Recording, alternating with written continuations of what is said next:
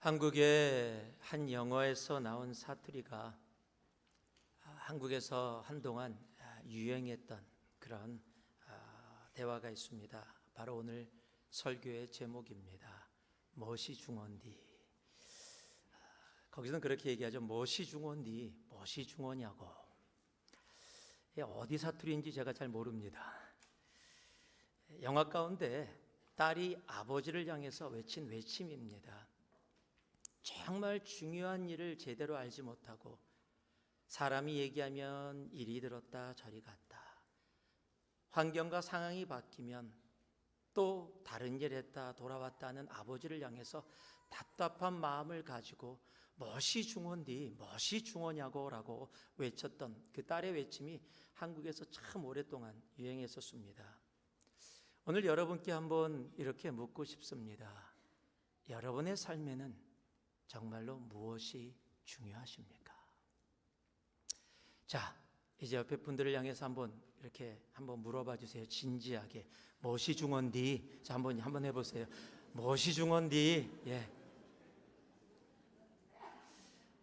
지금 바울은 가이사랴 감옥에 2년이라는 시간을 갇혀서 지나가고 있습니다.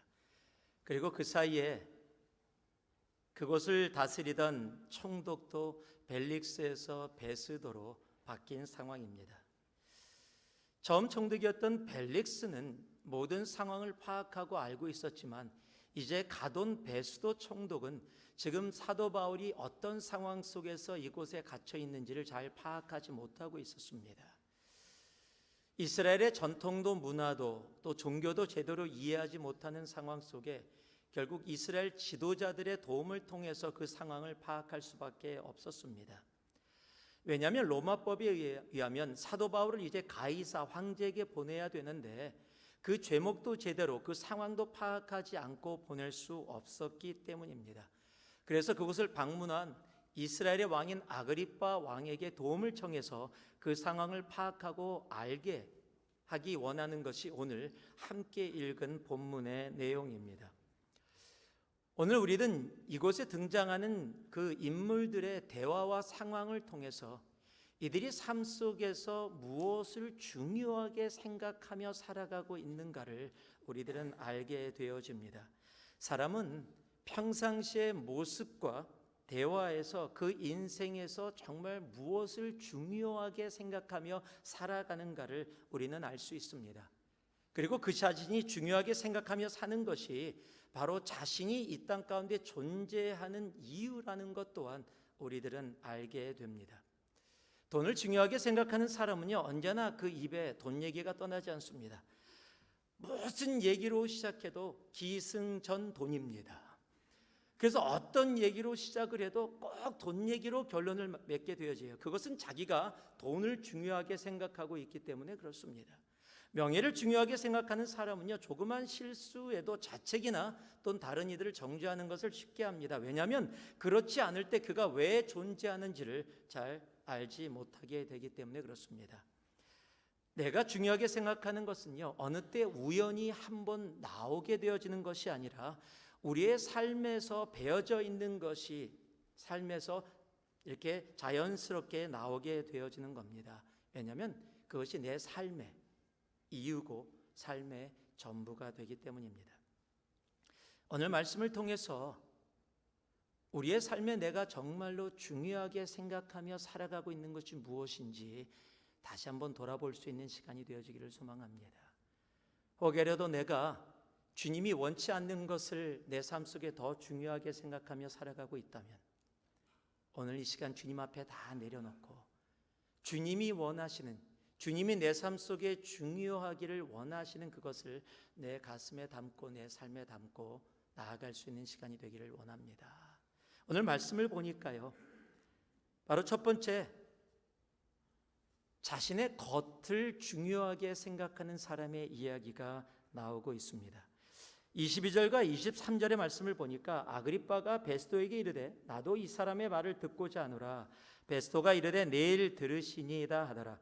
이튿날 아그리빠와 버니게가 크게 위험을 갖추고 와서 천부장들과 시중의 높은 사람들과 함께 접전 장소로 들어오고 베스도의 명으로 바울을 데려오니.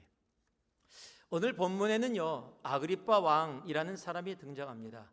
오늘 이곳에 등장하는 아그리빠 왕의 full name은 그냥 아그리빠가 아니라 헤롯 아그리빠 2세입니다. 2세가 있다라는 얘기는 1세가 있다라는 거죠. 그렇습니다. 성경에 헤롯 아그리빠 1세가 등장을 합니다. 그것이 사도행전 12장입니다. 헤롯 아그리빠 1세, 즉 2세의 아버지는 성경에 무엇으로 기록되어 있냐면 바로 사도 중에 첫 번째 순교를 한 야고보를 죽인 왕으로 그렇게 기록되어져 있습니다. 여기서는 아그리빠 왕 이렇게 기록되어져 있기 때문에 왕을 구분하는 것이 좀 쉽다라고 생각할지 모르지만 성경을 보면은요, 이렇게 돼 있는 것뿐만 아니라 더러는 헤롯이라는 이름만으로 기록되어 있고요, 더러는 왕이라고 기록되어 있고, 더러는 분봉 왕으로 기록되어 있습니다. 그래서 아무 생각 없이 읽다 보면 헤롯이 여기도 있고 저기도 있고 왕이 여기도 있고 저기도 있는데 이 왕이 그 왕인지 그 왕이 저 왕인지, 예수님 때 있었던 왕인데 헤롯인데 시간이 한참 지났는데 헤롯이 또 나와요. 그러면 이 헤롯은 무진장 오래 산다, 이렇게 생각하면서 성경을 읽는 그런 때가 간혹 가다가 있을 수 있습니다. 여기 나오는 아그리빠 왕은 우리가 잘 아는, 우리가 아는 헤롯, 성경이 기록되어 있는 헤롯 대왕이라고 보통 부르게 되어지는데요, 바로 예수님 당시에 있었던 왕입니다. 이 헤롯 대왕이 예수님의 탄생을 듣고, 이스라엘 왕의 탄생을 듣고 2살 이하의 아이들을 전부 다 죽이라고 명했던 바로 그 왕입니다. 그냥 헤롯 왕이라고 되어 있지만 우리는 보통 역사적으로 구분하기 위해서 헤롯 대왕이라고 그렇게 부르게 되어집니다. 이 헤롯 대왕에게는 4명의 아들이 있었습니다.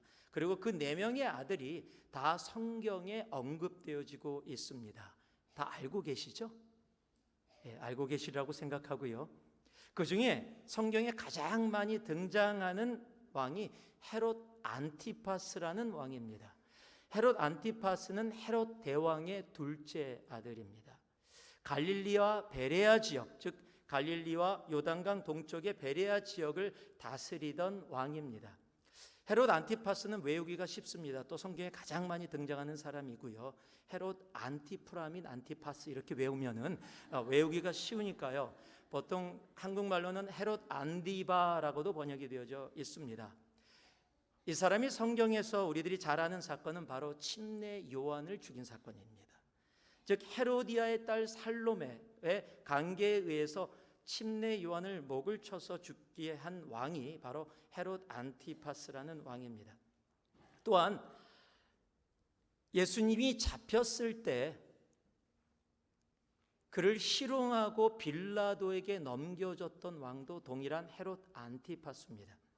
그것이 누가복음 23장에 기록되어 있는데요, 헤롯이 그 군인들과 함께 예수를 업신여기며 희롱하고 빛난 옷을 입혀 빌라도에게 돌아보내니 헤롯과 빌라도가 전에는 원수였으나 당일에 서로 친구가 되니라. 즉 헤롯 안티파스와 빌라도가 함께 엮어져서 예수님의 십자가 사건을 만들어내게 된 겁니다. 서로는 원수였는데요, 예수님을 죽이면서 친구가 되어집니다. 참 세상은 이런 일들이 참 많은 것 같습니다. 헤롯 안티파스 다음에 우리가 알아야 될 왕이 헤롯 아켈라오라는 왕입니다. 헤롯 아켈라오라는 왕은 유대 지역 가장 중심되는 예루살렘을 포함하고 있는 그 유다 지역을 다스리고 있었던 왕입니다. 그런데 이 아켈라오 왕은 굉장히 악한 왕으로 알려져 있어요.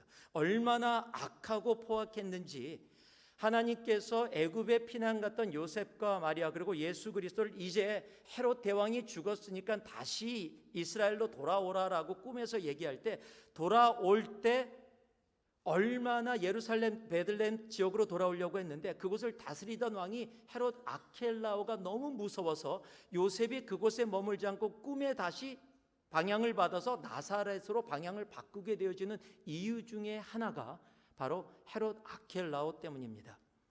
마태복음 2장 22절에 적혀 있는데요, 그러나 아켈라오가 그의 아버지 헤롯을 이어 유대의 임금이 됨을 듣고 거기로 가기를 무서워하더니 꿈의 지시함을 받아 갈릴리 지방으로 떠나가. 이 헤롯 아켈라오는 얼마나 폭정이 심했는지 로마가 도저히 감당을 못해서 그냥 쫓겨나게 됩니다. 쫓겨나고 온 사람이 누구냐면 예수를 죽이게 된 빌라도 총독이 오게 되어지는 거예요.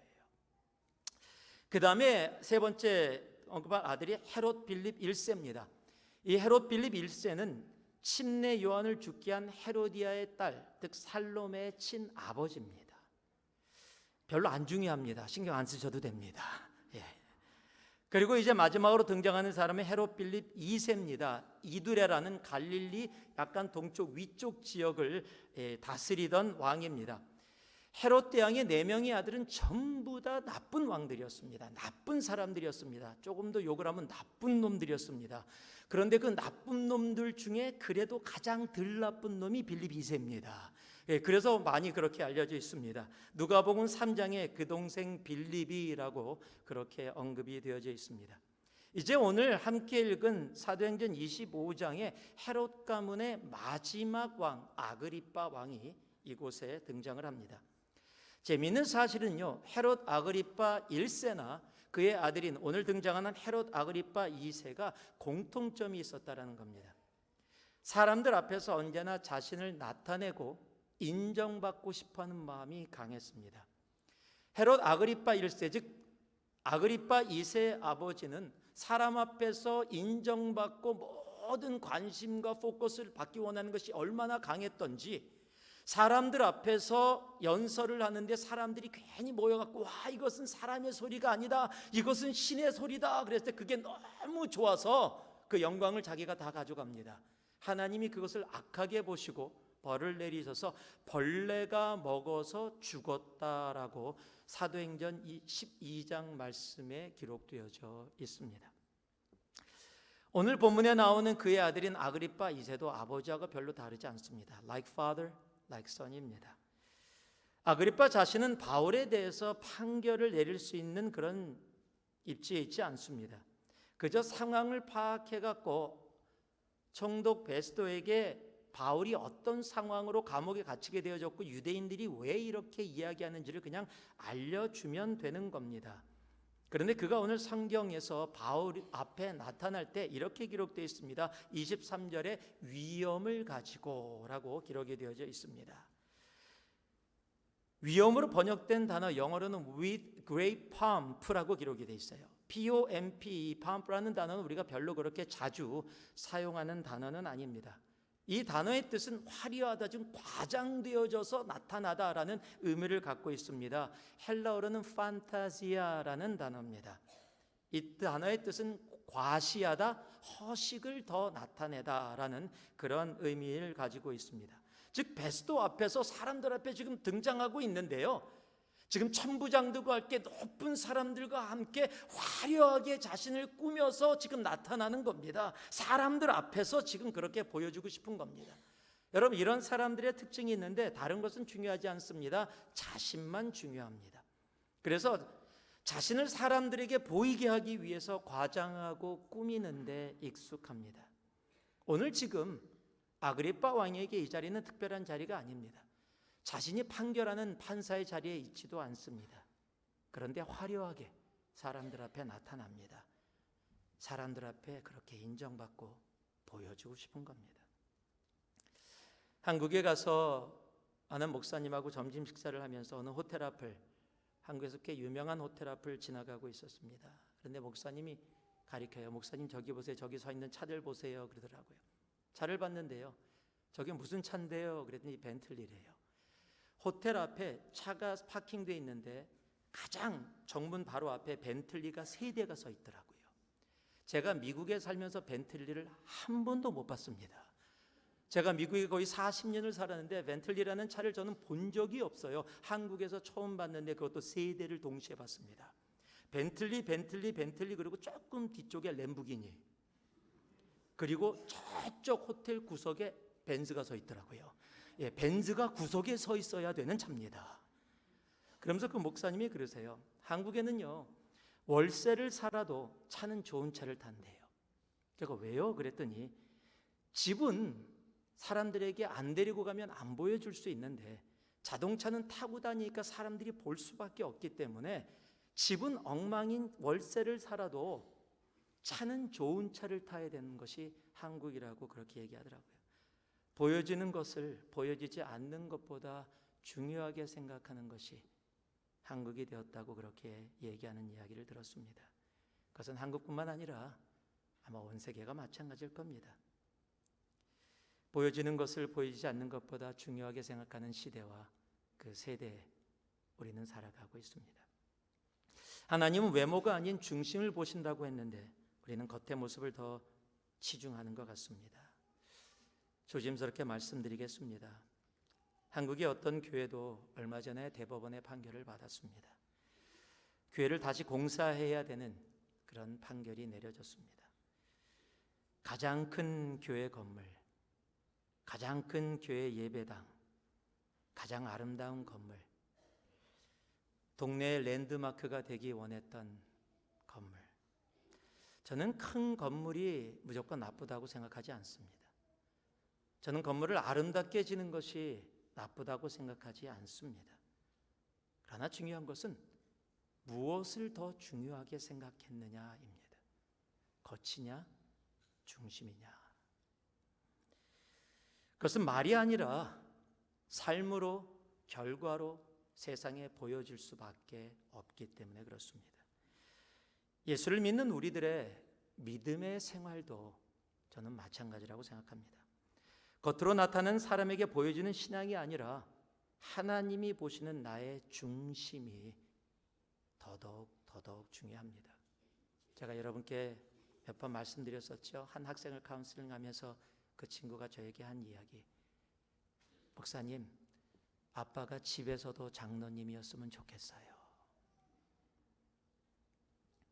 보이는 곳에서는 장로님이신데 그렇지 않은 곳에서는 누구였을까요? 보이는 곳에서는 크리스찬인데 보이지 않는 곳에서 우리는 누구인가요?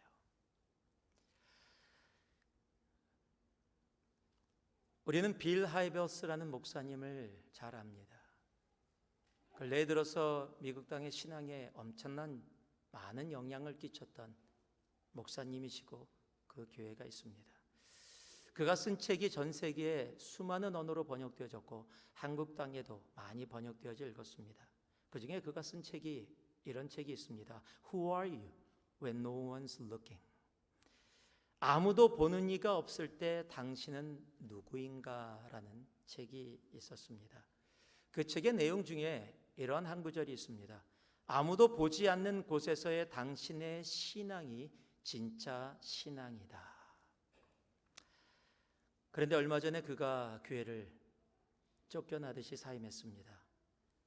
이유는 보이지 않는 곳에서의 그의 삶이 문제가 되었었기 때문입니다. 누구 앞에 보여지기 위한 믿음 생활을 하고 계십니까? 하나님은 판타지아라는 단어를 그렇게 좋아하지 않으십니다. 사람 눈에 보이는 겉의 화려함을 향한 삶이 아니라 우리의 중심을 보시는 하나님을 향해 나의 내면의 세계를 더더욱 건강하게 다지면서 나아가는 것, 하나님은 그것을 더 기뻐하십니다. 그는 우리가 마음으로부터 주님 앞에 정직하고 솔직하게 서기를 원하십니다. 바리새인처럼 사람 앞에 보여지는 신앙이 아니라 하나님 앞에 보여지는 우리의 신앙의 삶, 살아가는 우리가 되기를 소망합니다. 우리가 너무도 잘 알고 자주 코어 띄어져서 우리가 너무도 잘하는 말씀이지만 이 말씀의 무게를 우리들이 잘 가슴에 담고 살아가지 못하는 것 같습니다. 그래서 이 말씀을 다시 한번 우리가 읽으면서 하나님이 정말로 우리의 삶 가운데 보기 원하시는 것이 무엇인지, 하나님이 우리의 삶 가운데 무엇을 중요하게 생각하기를 원하시는지를 이 말씀을 그냥 입술로 읽지 않고 내 영으로 내 마음으로 읽으면서 다시 한번 우리 가슴에 새길 수 있기를 소망합니다. 여러분이 너무도 잘 아는 말씀입니다. 사무엘상 16장 7절 말씀입니다. 우리가 정말 진지하게 가슴으로 한번 읽기를 원합니다. 함께 읽겠습니다. 여호와께서 사무엘에게 이르시되 그의 용모와 키를 보지 말라. 내가 이미 그를 버렸노라. 내가 보는 것은 사람과 같이 아니하니 사람은 외모를 보거니와 나 여호와는 중심을 보느니라 하시더라.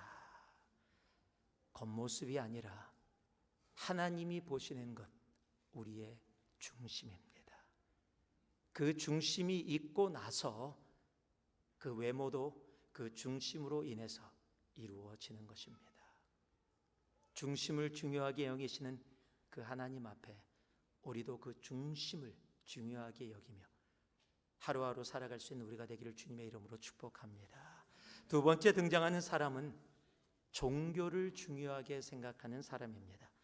24절에 보니까요, 베스도가 말하되 아그리빠 왕과 여기 같이 있는 여러분이요, 당신들이 보는 이 사람은 유대의 모든 무리가 크게 외치되 살려두지 못할 사람이라 하여 예루살렘에서와 여기서도 내게 청언하였으나, 지금 유대의 무리들이 와서 뭐라고 소리를 졌냐면요, 사도 바울은 살려둬서는 안 되는 사람이다 라고 그렇게 소리를 지르고 있는 겁니다. 이미 자신들이 다 판단하고 정했습니다. 사도 바울은 죽어 마땅한 존재라고요. 여러분, 종교를 중요하게 생각하는 사람은 언제나 자신이 기준을 만들어 놓고 사람을 판단하고 비판하고 정죄하게 됩니다. 여러분, 그래서요, 종교는 죽이는 겁니다. 예수만이 살리십니다. 여러분, 성경에는요, 그래서 율법은 죽이고 영은 살린다라고 그렇게 우리에게 말씀하고 있습니다. 고린도후서 3장 6절은 그가 또한 우리를 새 언약의 일꾼 되게 만족하게 하셨으니 율법 조문으로 하지 아니하고 오직 영으로 함이니 율법 조문은 죽이는 것이요 영은 살리는 것이니라. 왜 종교를 중요하게 생각하는 사람이 정죄합니까? 왜 판단하게 됩니까? 여러분, 종교를 중요하게 생각하는 대표적인 성경이 기록된 인물이 바로 바리새인이라는 사람들일 겁니다. 여러분, 종교적으로 바리새인의 의를 따라갈 사람들은 당시에 없었습니다.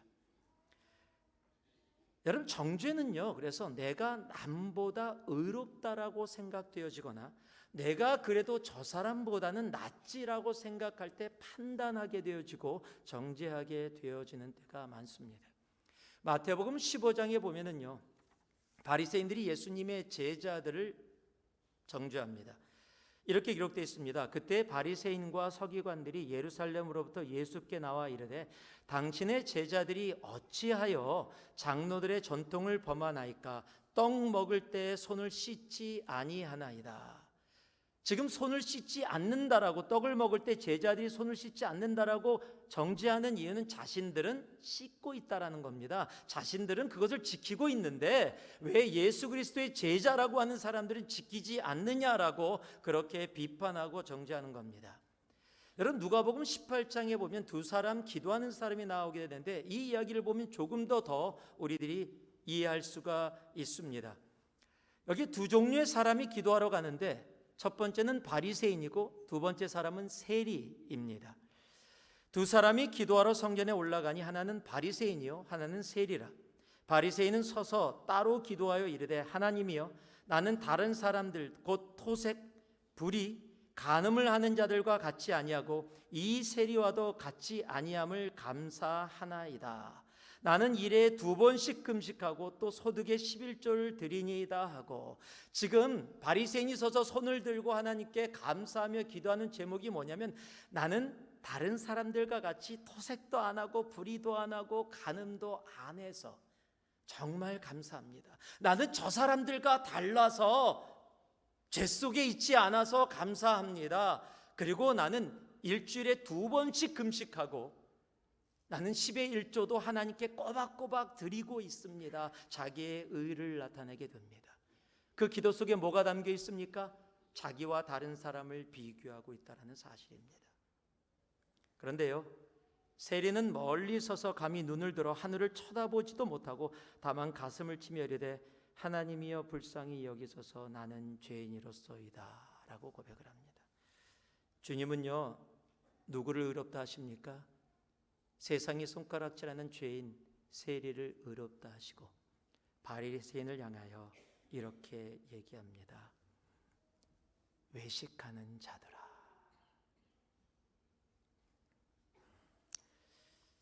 바리새인은 자기가 하고 있으니까 다른 사람들을 판단하고 정죄합니다. 이것이 종교입니다. 신앙생활을 하다 보면 내가 하는 것으로 다른 사람을 판단하고 정죄할 때가 참 많이 있습니다. 여러분, 큐티는 참 좋은 겁니다. 저는 여러분 모두가 매일 큐티하기를 진심으로 바랍니다. 큐티가 뭔지 모르시는 분들은 옆에 분에게 물어봐서라도 큐티, quiet time이라고 보통 얘기되는 하나님의 말씀을 묵상하는 시간을 갖기를 원합니다. 그런데 가끔 가다가 큐티를 정말 열심히 하시는 분들 계세요. 큐티 노트까지 다 적어서 하시는 분들이 간혹 가다가 주위 사람들에게 큐티해? 그 끝에 묻는 이 물음표가 굉장히 다른 의미를 갖고 있어요. 큐티 안 해? 예수 믿은 지 얼마나 됐는데 큐티 안 해? 여러분, 기도 우리 해야 되거든요. 쉬지 말고 기도하라고 말씀하셨기 때문에 기도 생활 해야 합니다. 당연한 겁니다. 그런데 기도 몇 분 해? 하루에? 기도 생활 잘해? 여러분, 선교 가야 되거든요.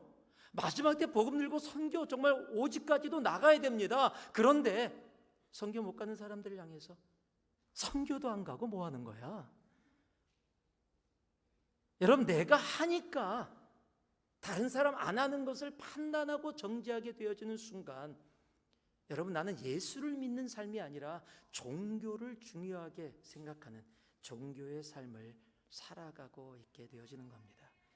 여러분, 세리는요, 자기가 죄인이니까 하늘도 쳐다보지 못하고 가슴을 치면서 내가 죄인입니다 슬퍼하며 나아갑니다.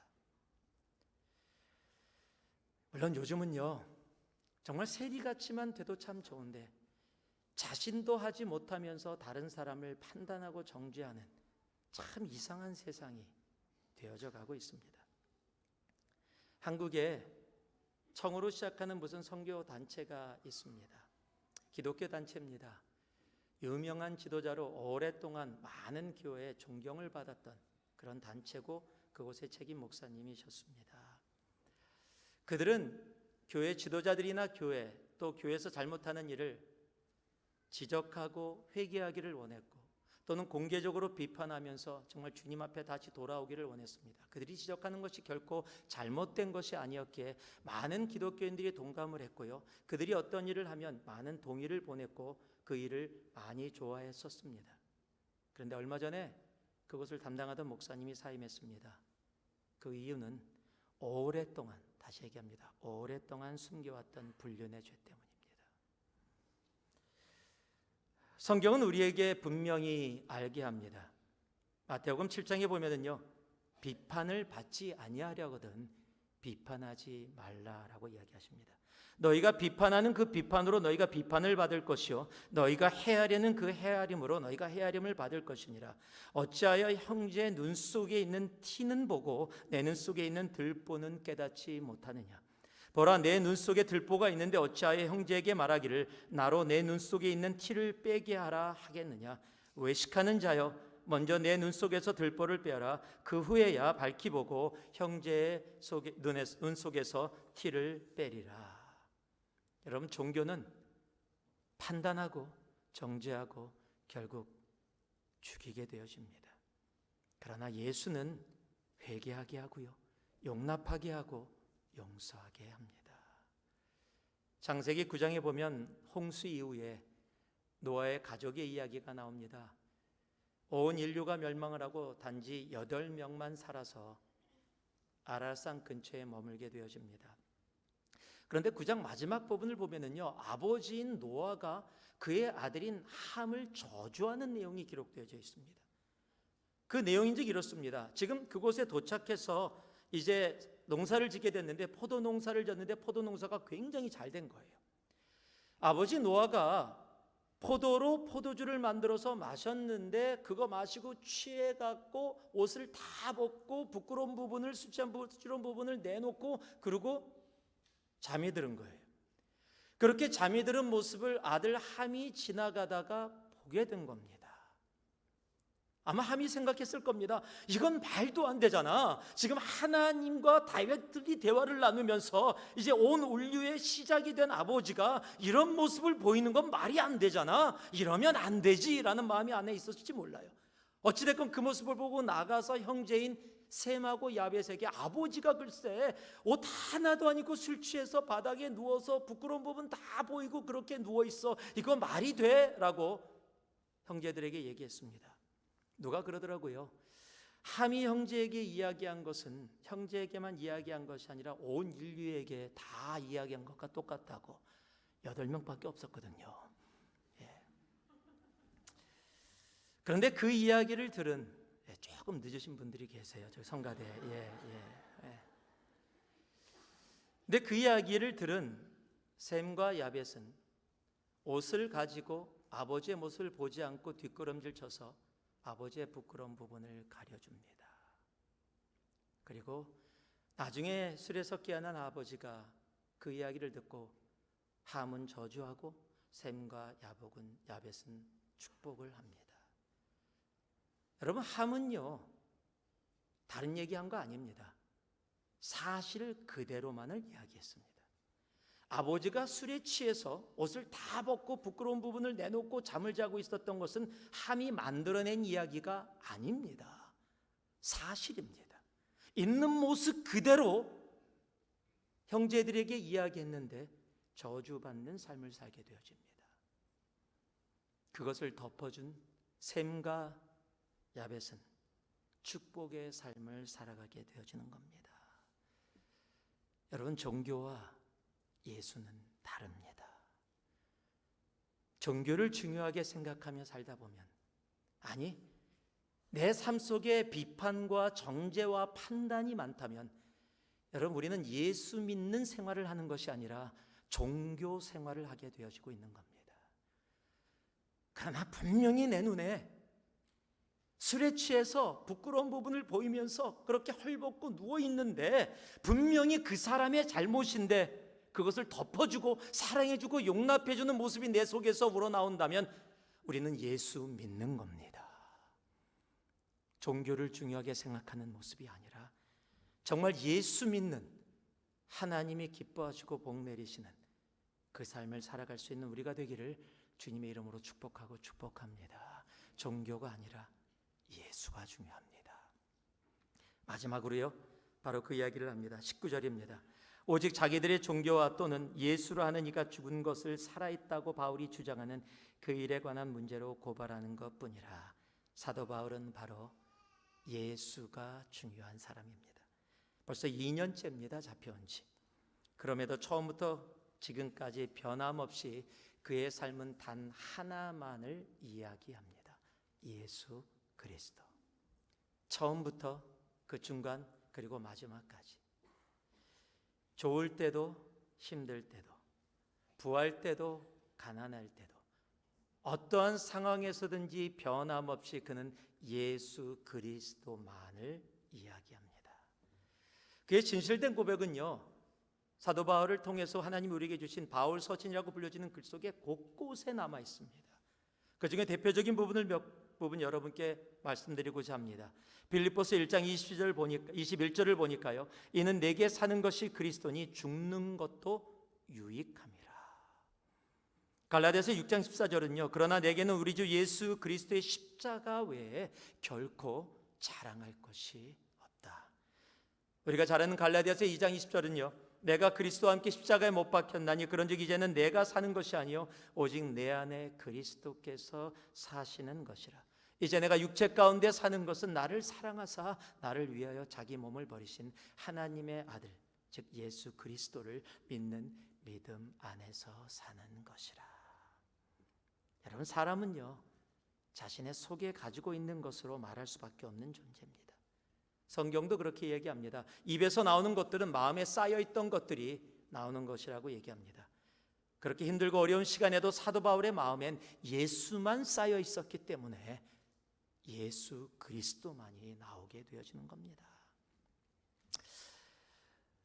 저의 삶에 잊지 못하는 코카콜라 한 병이 있습니다. 제가 코카콜라를 굉장히 좋아했습니다. 저는 펩시를 잘 안 마시고요, 코카콜라를 마십니다. 지금은 많이 안 마시지만은 예전에는 정말 코카콜라를 아침, 점심, 저녁뿐만 아니라 물을 먹어본 적이 없고 코카콜라만 마셨어요. 밥 먹을 때도 그렇고 목이 말라도 코카콜라, 뭐가 좀 땡기면 코카콜라. 그래서 하루에 보통 적으면 6개, 7개, 많으면 10개까지 코카콜라를 먹었습니다. 특히 일본에 있을 때 굉장히 많이 마셨는데요, 제가 일본을 선교를 마치고 돌아올 때 저랑 같이 옆에 살았던 선교사님이 이런 얘기를 했어요. 왜냐하면 저희 동네에 코카콜라 공장이 있었거든요.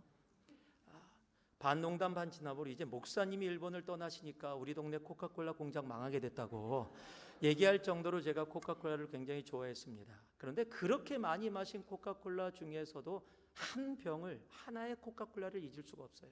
그것이 네팔에서 마신 코카콜라입니다. 네팔에 선교를 갔을 때 카트만두라는 수도에서 점섬이라고 불려지는 불교가 발흥한 곳이다라고 이야기되어지는 그곳에 차를 타고 이동하고 있었습니다. 가는 곳곳마다 그냥 상표가 전부 다 코카콜라 상표예요. 그 시골 오지 구석인데 벽에다가 희미해졌지만 코카콜라 그냥 사방이 코카콜라입니다. 여름이었기 때문에 날씨도 더운데다가 광고까지만 곳곳에 다 보이니까 역시 멈춰서 코카콜라를 마시기 위해서 가다가 멈췄습니다. 그런 데는 그 당시에는 캔으로 나와 있지 않고요, 병으로만 코카콜라를 팔았어요. 특히 이 리사이클한 병들입니다. 보통 그런 병을 보면 이렇게 기스가 나 있고 그렇게 돼 있습니다. 그래서 그것이 리사이클해 갖고 다시 나오는 거고, 또 동네가 그러니까 선교사님이 뚜껑 연 다음에 거기 좀 입 부분 잘 닦아서 먹으라고, 그 선교사님 말은 주둥이 부분 잘 닦아서 먹어라 이렇게 얘기를 해주셨어요. 그래서 딱 열었더니 아니나 다를까 안에가 조금 뭐 이렇게 묻은 것 같아서 주둥이 부분을 잘 닦았습니다, 휴지로. 그리고 더우니까 그냥 벌컥벌컥 다 마셨는데, 이렇게 다 마시면서 햇빛이 비치는데 이게 웬일입니까? 다 마시니까 콜라병이 이제 보이기 시작하잖아요. 그 안쪽에 바닥 속에 허연 게 묻어 있는 거예요, 뭐가. 다 마셨는데 저게 뭐지? 그래갖고 다 마신 다음에 젓가락을 집어넣고 이렇게 했더니 끈적끈적한 게 막 이렇게 일어나는데, 아마 리사이클을 하면서 청소하면서 제대로 안 했던 것 같아요. 나 지금 다 마셨잖아.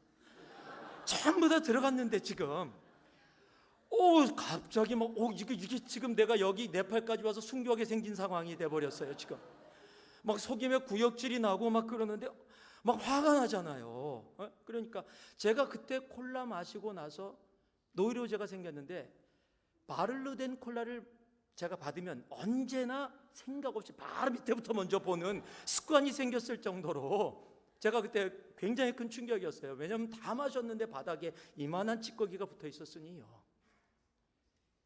여러분, 콜라가요, 그 네팔에도 사방팔방 광고가 붙어 있어요. 콜라를 팔던 사람이 한번 그런 얘기를 했죠. 내 혈관에는 코카콜라가 흐르고 있다. 여러분, 그런 얘기 했습니다. 제가 아니고 콜라를 팔던 사람이요. 그만큼 코카콜라를 그렇게 생각하고 있으니까, 여러분, 네팔에 갔을 때 제가 물어봤습니다. 그 통역교사, Have you heard about Jesus Christ? 들어본 적이 없어요. Have you heard about Coca-Cola? They know Coca-Cola, but they never heard about Jesus Christ. 예수 그리스도는 들어본 적이 없는데 코카콜라는 다 들어봤어요. 사방팔방에 광고가 있습니다. 여러분 삶에 정말 예수님이 중요하십니까? 다시 한번 묻겠습니다. 여러분 삶에 정말 예수의 피가 여러분의 혈관에 흐르고 있습니까? 자, 그렇다면 한번 옆 사람 이렇게 찔러보세요. 찔렀을 때 예수하고 다 바로 나오나? 네? 여러분, 내 속에 가득 차 있다면 찔르면 나와야지요. 여러분, 예수의 이름으로 내 자신과 나의 것이 나오는 인생이 아니라 정말 예수의 이름만 나오는 사람이 되기를 주님의 이름으로 축복합니다. 여러분, 힘들어도, 손해보아도, 억울해도, 화가 나도, 어려워도, 고달퍼도, 슬퍼도 언제나 예수로 시작해서 예수로 살아가고 예수로 마무리하는 우리가 되기를 진심으로 소망합니다. 여러분께 다시 한번 묻습니다. 여러분의 삶에서는 무엇이 중요하십니까? 기도하겠습니다. 사랑의